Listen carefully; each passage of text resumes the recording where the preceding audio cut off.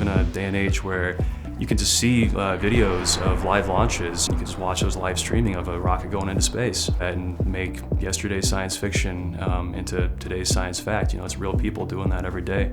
Ever since I was a kid, I've just been into space and anything that flies, really. Had space-related toys, decorations in my room as a kid, looking up at the stars even. I mean, I still do that as an adult.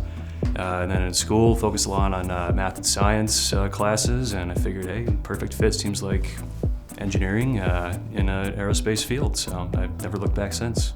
Currently, there's a lot going on, actually, space news in general, between NASA and the private sector. NASA, you've got the SLS rocket going for the Artemis second launch coming up here. For Vulcan rocket with ULA, they're planning their second certification launch later this year, I believe.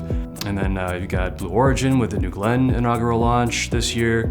SpaceX has had Starship, and then quite a bit of news recently, so kind of unprecedented time for all these new launch vehicles going up at once, and I think seeing all those get through qualification into production is going to be a huge priority. And then of course, going back to the moon, NASA's had its sights on it for a while. That's going to be very exciting when that finally happens. I think the holy grail is going to be going back to Mars. I think everybody would love to see a human landing on Mars mission. That's really the next major milestone for humanity as a whole. It's a fantastic industry to work in.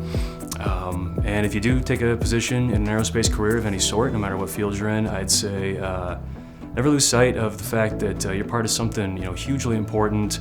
It's pretty humbling to think about it, but you're really, not to sound cliche, but you're shaping the future. So just remind yourself of that, and it goes a long way.